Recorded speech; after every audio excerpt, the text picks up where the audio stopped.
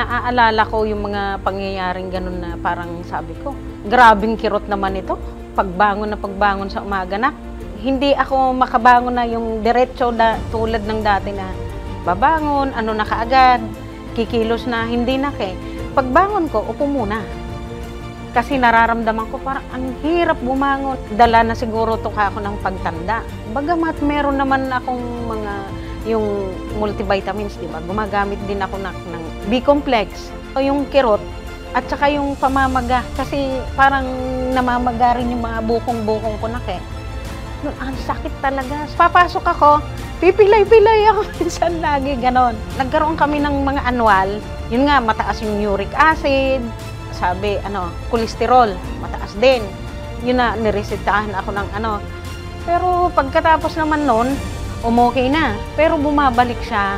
Pagka andyan na naman, makirot na naman, masakit. Tapos yung mga tuhod na gawa ng tumatanda, sabi, yun nga, panay ang mararamdaman mo talaga yung tindi ng kirot. Tapos yung mga kamay, yung mga ganito anak, minsan may hawak ako, nahuhulog basta. High blood talaga ako. Yung BP ko, talagang taas-baba siya. Yun na yung sabi ko, ano ba naman? Ang hirap-hirap ng ganito, lagi na lang ganito. Kaya si Lolita, umaaray na sa laki ng kanilang gastos sa gamot. Isang piraso lang ng gamot, yung Lifestar, yung Losartan. Magkano na rin yun sa araw-araw, 28. Isasama ko yung asawa ko, Kasi yung asawa ko, ang kinsenas lang niya na gamot, umaabot ng 3,000 yun. Kaya sa aming mag-asawa, sa loob ng isang kinsenas, umaabot na ng 4-5, ganon. Kaya sabi ko, hirap ng buhay. Kahit na may nararamdaman kang kirot, sakit na, talagang kikilos ka eh. Ako po, si Relito M. Ranaujo.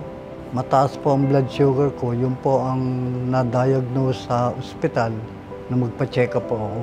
Ngayon, binigyan po ako ng gamot. Kaso nung ilang beses na akong umiinom, bigla po akong nahilo. Kaya hindi ko na po itinuloy. Binigyan po ako ng ibang klaseng gamot. Okay naman po. Mas mababang milligrams po.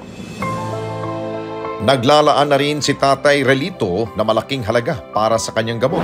Ang maintenance ko po noon ay 60 pesos per tablet. 2 beses po sa isang araw. Naglalaan po kami ng 2K sa quincenas po. Umabot din po ng siguro mga kulang-kulang 1 taon po kasi nakaramdam na nga po ako ng pagkahilo. Ngayon, binigyan ako ng mas mababang dosage. Dati po kasi 500 milligrams. Ngayon, ginawang 5 milligrams po. Hanggang ngayon po, yung pang maintenance ko. Ako si Samson Clasio. Madalas akong umihi at nanghihina ako parati. Lalong-lalo na sa gabi bago ako matulog. Mga 3 beses o 4 na beses ako bumabangon para umihi. Saka nahihilo ako lagi para umiikot yung paningin ko. Halos tamad ako magtrabaho. Nung last year, nagpa-annual ako. Ang sabi nung doktor, medyo mataas na sugar ko kaya inano ako ng gamot. Hindi hiyang ako doon sa gamot na binigay. Malaki din kasi yun kasi branded ang inano ko, binili. Kasi mas mabisa raw yun Mga mahigit 1,000, mga ganun. Patapos ang ilang buwang pag-inom ng King's Herbal Plus, hindi lang nabawasan ang kanilang iniindang mga sakit. Natapyasan na rin ang pagsakit ng kanilang mga bulsa. Ang laking pagbabago sa buhay namin, kahit yung sa asawa ko. Gumaan ang pakiramdam niya. Tapos parang medyo lumiwanag yung kanyang paningin. Sumigla ang katawan. Pero ang naging epektibo talaga, parang akala mo, itinapon namin yung mga yung mga kirot dahil sa paggamit namin ng King's Herbal Plus, laking ginhawa ang naramdaman namin. At lahat ng mga iba naming mga binibiling gamot, hindi na namin binibili ngayon. Umubra na sa amin kung ano yung mumurahing gamot dahil sa pag-inom namin yan. Kaya maraming salamat sa King's Herbal Plus na ito dahil napakalaking tulong sa amin. sa aming mag-asawa at pati na rin sa aming mga gastusin. Kumbaga, ang laking bawas. Simula nung uminom po ako ng King's Herbal Plus, gumanda ang aking pakiramdam, nawala yung aking pagkahilo, lumakas ang aking pangangatawan. Yun ang malaking bagay sa akin. Once a day na lang po yung aking maintenance. Hindi katulad noon, twice a day. Control na po. Hindi na siya tumataas ng nasa normal na. Kaya sabi niya, maintenance na lang yan para huwag mag-fluctuate. Kasi delikado naman daw pag nag-fluctuate. Nakakaakyat ako kahit walang elevator. Malaking bawas. Pambili ng gamit sa bahay, maalwan po. Nakakabili ko anong gusto.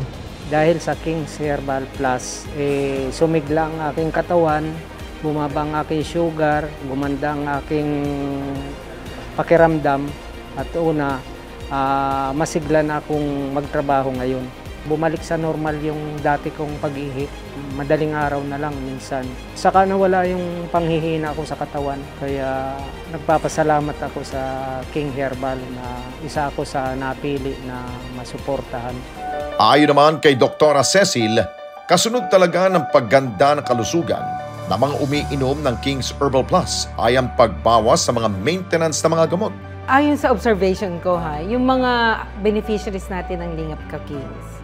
Una, ang napansin ko, kumari umiinom sila ng 4 na gamot o 5 gamot, ngayon nabawasan na lang yung iniinom ng gamot nila. Ultimately, ang nangyari rin is nakatipid na rin sila. Nabawasan ang gastos nila sa pagbili ng gamot dahil sa pag-inom ng King's Herbal Plus for mga ilang buwan na rin, di ba? Tapos nakatulong sa iba't ibang sakit nila. Ang King's Herbal Plus kasi hindi naman lahat ng sakit naa-address niyan. Ang ginagawa ng King's Herbal Plus, pinapalakas niya ang iba't ibang parte ng katawan natin. Mare, lapay, atay, mato, mata, baga. O para pag lumakas yan, magpa-function properly yung organ, magpa-function properly yung iyong katawan. So ultimately, para kang nawawalan na rin ng sakit. Minabuti ko po sapagkat kung pupunta pa kayo sa main office, napakalayo. Kaya naglagay po kami yung pong cell number na nakalathala sa ilalim ng screen na ito. Pwede po kayong makipag-ugnayan at ito po ay sinasabi ko at pinatotohanan, ito po ay authorized distributor ng Abanyong Lingkod mula pa noon at magpakailan pa man.